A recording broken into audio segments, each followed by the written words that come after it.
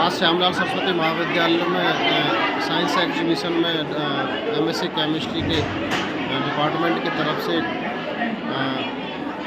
Textile industry waste water treatment plant के लिए एक वर्किंग मॉडल बनाया गया है,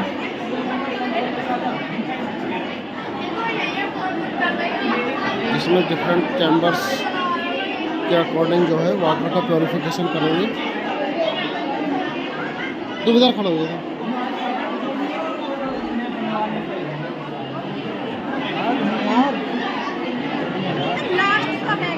बटा सा है।